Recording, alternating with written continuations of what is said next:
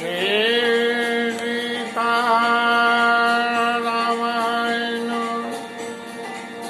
श्रीरामचंद्राय नमः श्रीरामदाय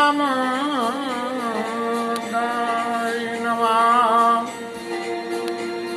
यशंके शमिभाति भूधर सुता देवा पगा मस्तके बाले बाल विदुर गले चकरलम यक्षोर रसिव्यालरा सोयमोति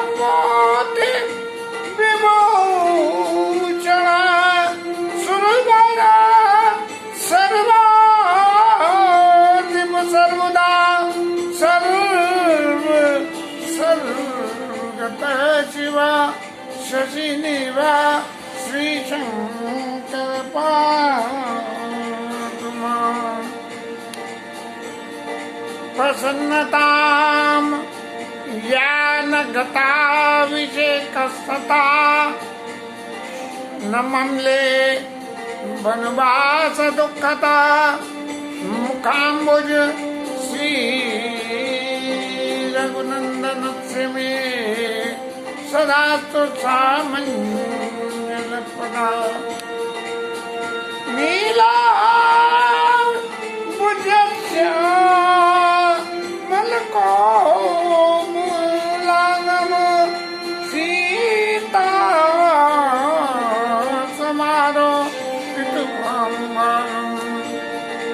आरो महाग यक चारु चापम नमामि राम कुंजना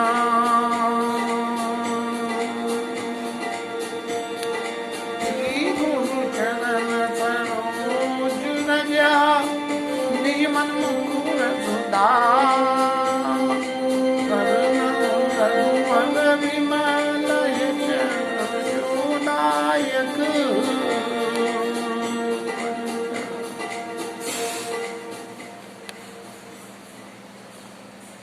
ठाकुर जी के विवाह प्रसंग के बाद में ये आज अयोध्या कांड की शुरुआत हो रही है और वंदना के उपरांत इस बात को थोड़ा सा तो कुछ करेंगे, लेकिन जो मन में एक बात आ रही है कि ये जीवन में इतना सुखोपभोग करने के बाद राज परिवार, मनुष्य शरीर रूप में भगवान राम, उनके अनुयायी, उनके परिजन, सब लोगों ने जैसे सुख का अनुभव किया और उसके बाद की लीलाओं की जो शुरुआत हुई है, उसकी शुरुआत एक ऐसी विपरीत परिस्थितियों से शुरू हो गई जहाँ के व्यक्ति के जीवन में हमेशा ही सुख के बाद कहते हैं दुख आता है, दुख के बाद सुख आता है। ऐसा जो अयोध्या कांड का प्रसंग है, ये अयोध्या कांड का प्रसंग प्रत्यक्ष रूप से ईश्वर की इच्छा, कर्म प्रारब्ध और मनुष्य के जीवन के ऊंच और नीच की क्रिया को प्रत्यक्ष रूप से ये दर्शन कराता है। जीवन में हम सुखोपभोग कितना ही कर लें, लेकिन सुखोपभोग करने के बाद भी हमें कुछ न कुछ दुख भोगना पड़ेगा, और ऐसे ही दुखोपभोग कितना भी कर लें तो बिना बुलाए सुख भी अपने आप ही आ जाएगा। ऐसी जो परिस्थिति है, इस परिस्थिति में ये सारा पूरा अयोध्या कांड भरा हुआ है और उनकी यथा समय जैसा बन पड़ेगा कुछ बोलेंगे, ठाकुर जी मदद करें, लेकिन बीच में ये नवरात्र आ रहे हैं तो ऐसा लग रहा है कि हर साल जैसे नवरात्र में नवाम पाठ करते हैं तो कथा को 9 दिन के लिए विश्राम दे दें और 9 दिन नवरात्र पाठ करें, क्योंकि 1.5 घंटा करीब उस पाठ में भी लग जाता है, 1 घंटा कथा में लग जाता है। ऐसा मन में समझ के बाकी ठाकुर जी जो चाहेंगे होगा तो हो ही, ऐसा करके अब आगे की कथा में चलते हैं।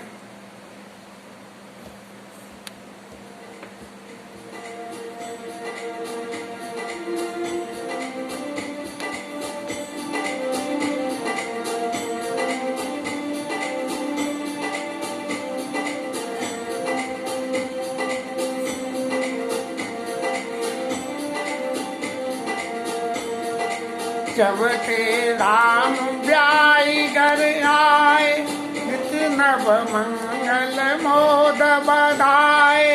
भुवन 14 भूधर बारी, सुखत में गबर छई सुकुमारी। रिधि रिधि संपत्ति नदी सुहाई, उमगिय बुध उमगिय बद अमृत कमाई। फनी जनपुर नर नारी सुजाति, सुचि अमोल सुंदर सब माती।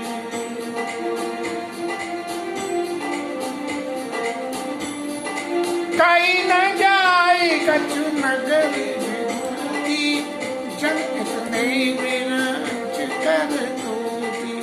सब विधिपुर सब लोग सुखारी, रामचंद्र मुख चंद्र निहारी।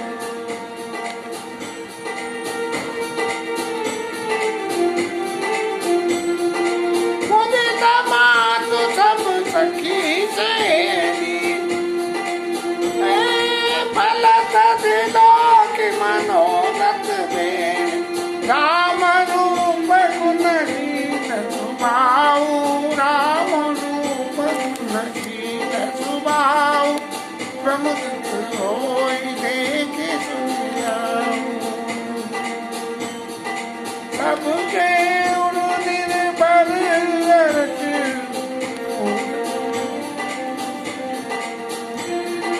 सबके उर निर्भर, सबके उर अभिलाष यस।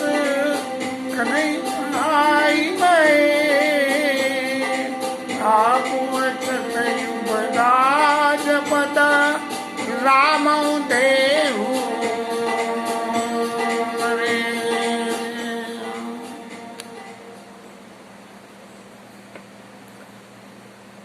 भगवान राम विवाह के उपरांत जब घर में आए हैं तब सब तरह का मंगल, रोज नए नए मंगल हो रहे हैं। ये आनंद की सीमाएं और सुख की सीमाओं की जो एक अवधि पूर्ण होने को आ रही है, उसके विवरण में राम गोस्वामी जी ने लिखा है कि भुवन 4-10 भूधर वारी, सुखत मेघ बरसई सुखवारी। सुखत रूपी पुण्य को जो है वो बादल बरसा रही है, माने इतना पुण्य का उपभोग हो रहा है कि सुख मेघ भी सुखत बरसा रही है। माने आप जो भी कोई काम कर रहे हैं वो बहुत अच्छा काम कर रहे हैं। रिद्धि सिद्धि संपत्ति नदी सुहाई, रिद्धि और सिद्धि की संपत्ति रूपी नदी अयोध्या की तरफ चल दी। अब ये जो सारी व्याख्याएं करी गई हैं इसमें, इन सब व्याख्याओं की एक सीमा के अंतर्गत उस मुकाम तक पहुंचा देना है कि जहां सुख की सीमाएं खत्म हो जाएं और फिर बैक गियर डल के वापस भगवान को वन में जाना पड़े। मानी जन पुरनर नार सुजाति, सब लोग बहुत अच्छे हैं, अमूल हैं, सुंदर हैं, और देख के ऐसा लगता है कि जितना सुख इनके घर में है, राजा दशरथ के घर में है, माने विधाता के सुख की रचना में ये अंतिम सीमा हो गई है। इन्हीं राजा दशरथ के घर की सीमाओं को देखते हुए अपने निज के जीवन में जब बाबा मौजूद थे, उनके 4 पुत्र, चारों पुत्रों का आपस में स्नेह, एक दूसरे के प्रति भावना, घर में ठाकुर जी की भक्ति, संपन्नता और सब कुछ देख के यहाँ तक लोग बाग उदाहरण दे देते कि लाला जी तो, लाला गिरिराज धन जी राजा दशरथ के स्वरूप और ये उनके 4 पुत्र हैं और उस संपत्ति का पूरे शहर में ऐसा ही गुणगान होता था जैसा कि आज राजा दशरथ का गोस्वामी जी कर रहे हैं। सब विदित सब पुर लोग सुखारी, रामचंद्र मुख चंद्र निहारी। रामचंद्र जी के मुख रूपी चंद्रमा को देख के सब लोग बहुत ही ज्यादा सुख हैं, सभी माताएं सुखी हैं और उन्हें लग रहा है कि उनके जीवन की वो बेल फलने वाली फल रही है। जो जीवन में अब तक के सुकृत किए हैं उनकी बेल फल रही है। राम, भगवान राम के रूप, गुण और शील के स्वभाव को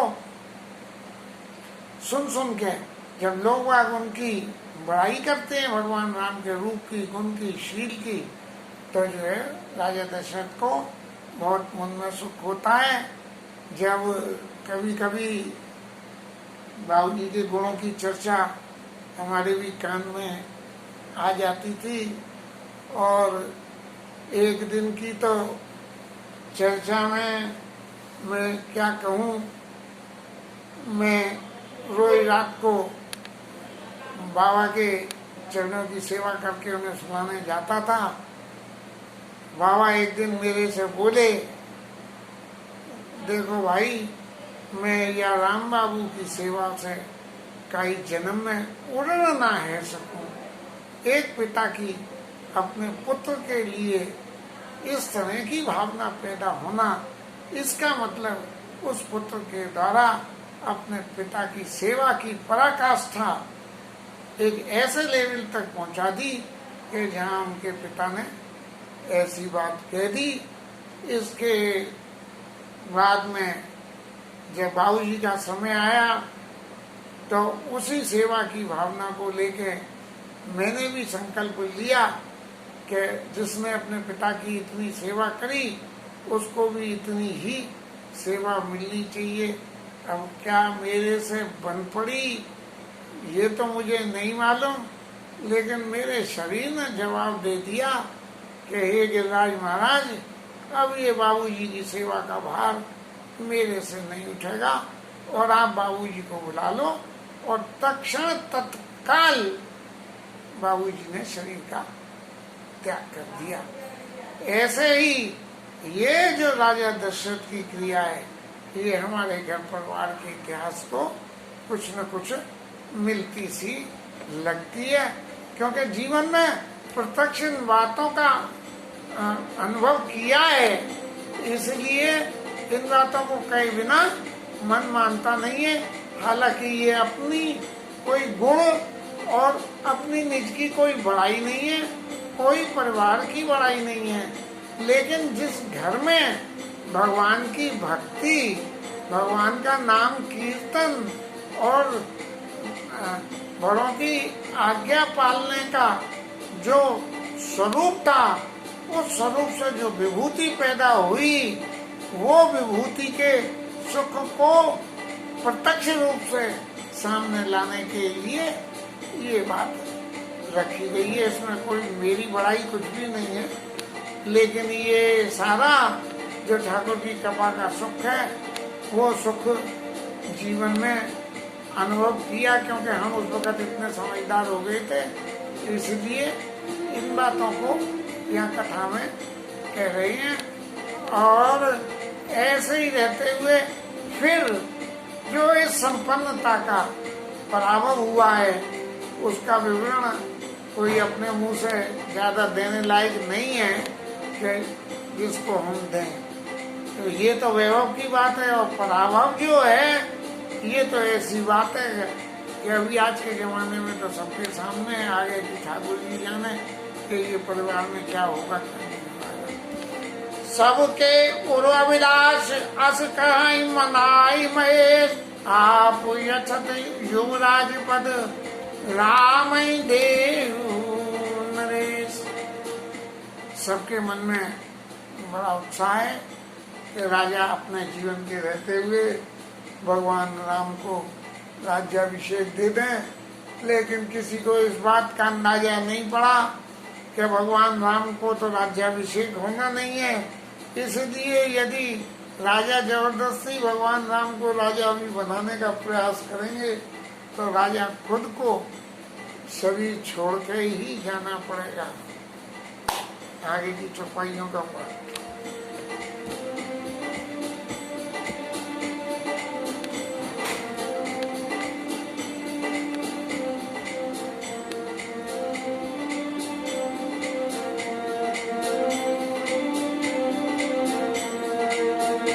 एक समय सब सहित समाजा, राज्यसभा रघुराज विराजा, सकल सुकत मूर्ति नर नाम, राम सुजस सुने अति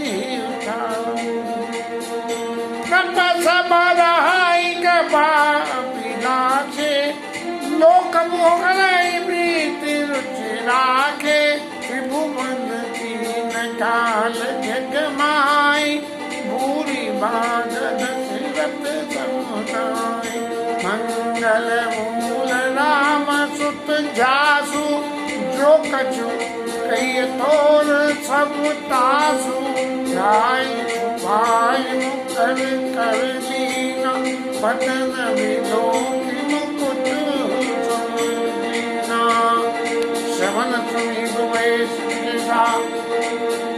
मनो जरत बन असुदेशा, न युवराज राम कहूँ देव, जीवन लाओ ले विचारी, आनी न पा सुधी न सुवसन पा,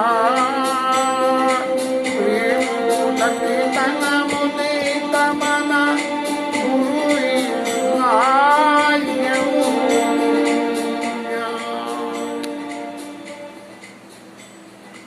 एक बार राजा दशरथ अपने समाज के साथ राज महल में बैठे थे, राजसभा में बैठे हुए थे और भगवान राम के चरित्रों को बराबर उन्हें सुनने को मिलता था और उसे सुन के उन्हें बड़ी खुशी होती थी। और राजा दशरथ की रुचि को देखते हुए बाकी सब लोकपाल सब लोग उनकी सराहना करते थे और ऐसा कहने लगते थे, तीन काल थे वन जगवाई, भूरी भाग दशरथ सम नहीं। राजा दशरथ के बराबर कोई भाग्यशाली व्यक्ति नहीं है, क्योंकि जो मंगलों का मूल है वो भगवान राम है और वो उनके पुत्र हैं। और ऐसा मन में विचार करके राय सवाय मुकुर कर दीना, हाथ में जो है शीशा ले लिया और शीशा लेके जब यहाँ सफेद बाल देखे हैं और बाल देखने के बाद मन में भावना बलवती हुई कि भाई ये जो बाल यहाँ के सफेद हो गए इसका मतलब तो बूढ़े हो गए हैं, और बूढ़े होने का मतलब ये है कि अब आप यहाँ से अपने आप को रिटायर करो और नब युवराज राम कहूँ देऊ, जीवन लाओ ले, जीवन लाओ जीवन जन्म लाओ किन लेऊ।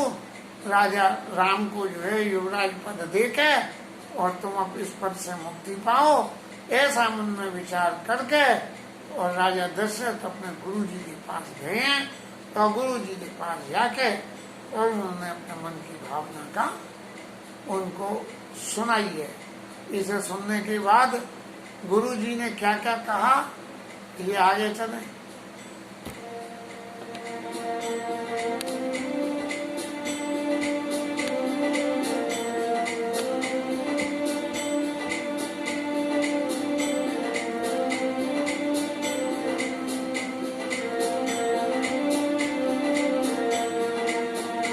कही भुवाल सुनिय मुनि नायक रहे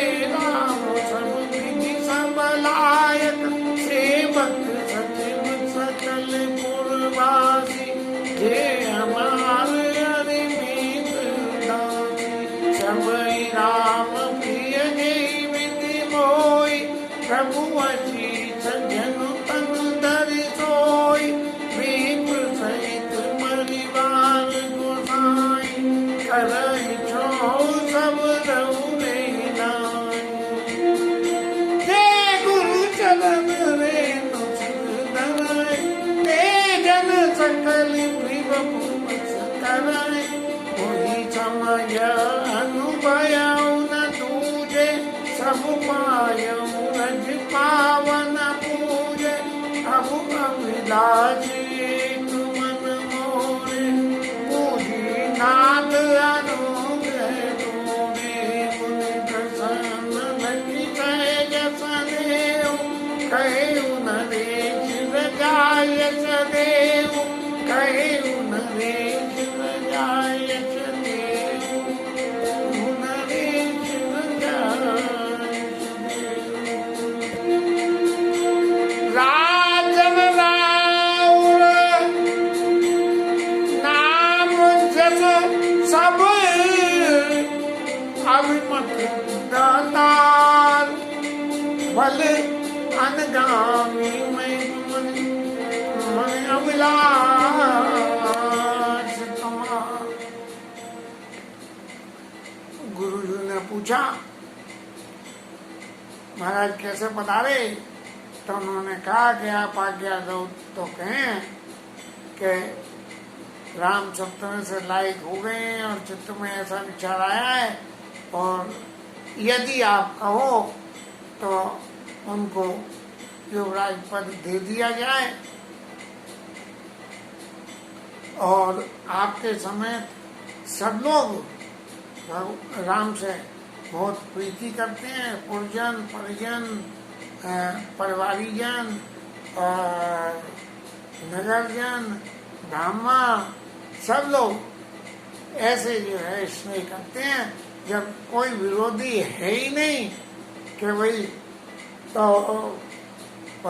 राम को जो है राज्याभिषेक दे दिया जाए, इसी भावना को लेकर गुरु जी ने कहा कि राजन तुम्हारा नाम राजन राउर नाम जसु, जिसका नाम सब अभिमत दाता, भगवान राम का नाम सब तरह की मनोवांछाओं को देने वाला, फल अनुगामी महिमनी, हे राजाओं के शेष, आपका मन तो उसका अनुसरण करने वाला है, और मन अभिलाष तुम्हार मन में जो अभिलाषा करोगे वो भगवान राम सब पूरी करा देंगे।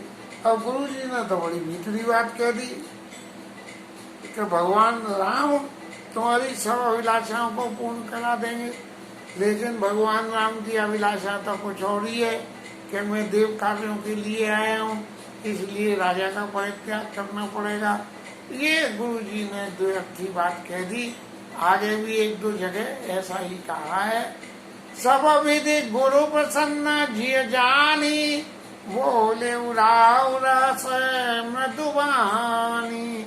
हंसते हुए राजा ने कही कि गुरु जी महाराज, ना तो राम करिए युवराज, इन्हें युवराज बना दिया जाए, करिए कपा कर, कहिए कपा कर करिए समाजू, आप कपा करके सब ऐसा समाज बना दो। अब गुरु जी ने तो पहले ही कह दी कि राम जी की इच्छा होगी, और कह के अपने आप को उछा लिया। और फिर राजा कह रहे हैं कि मेरे जीते जी ये उत्साह हो जाए और सब लोग अपने नेत्रों का लाभ ले लें, फिर मुझे ये भी चिंता नहीं रहेगी कि ये शरीर रहे या चला जाए। सुने मुनि दशरथ बचन सुहाए, मंगल मोद मूल मन भाए। गुरु जी को बड़ा अच्छा लगा कि कैसी बढ़िया बढ़िया बात है, ये सोच रहे हैं राजा, ये कितनी अच्छी बात है।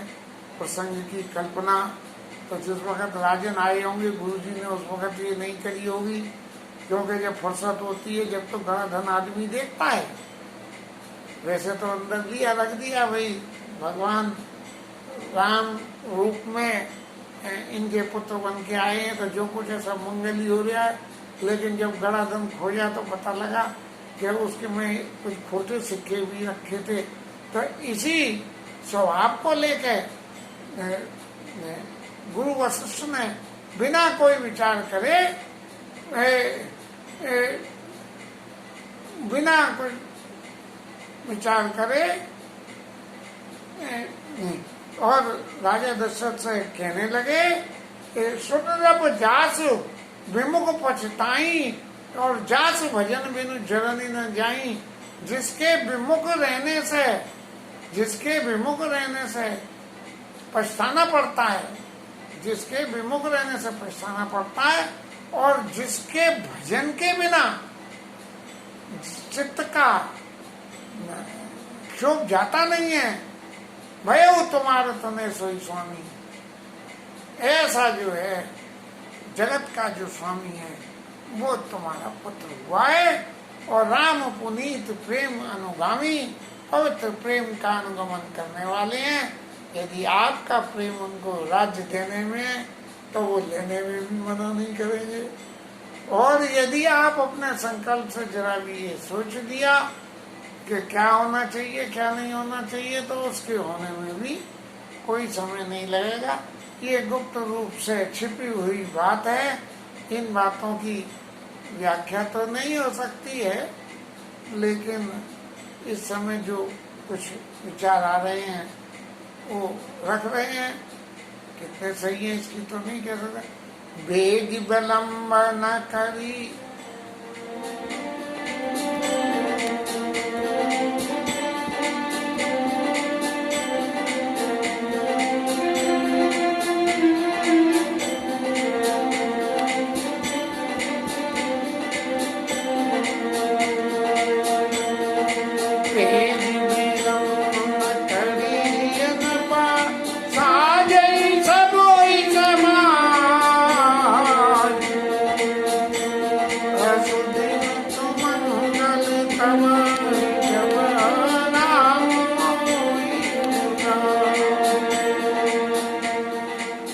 राजन आप देरी मत करो, देरी कर दी तो बात खराब हो जाएगी।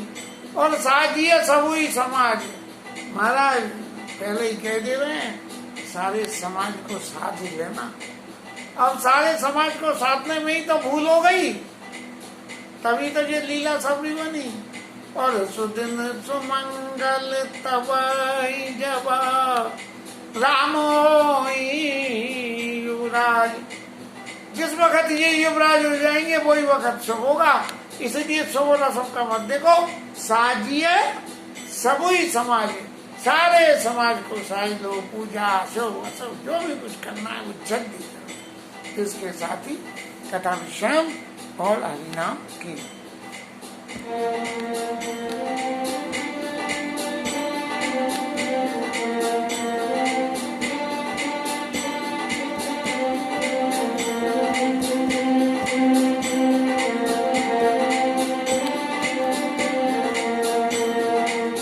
Hare Krishna, Hare Krishna, Krishna Krishna, Hare Hare, Hare Ram, Ram Ram, Ram Hare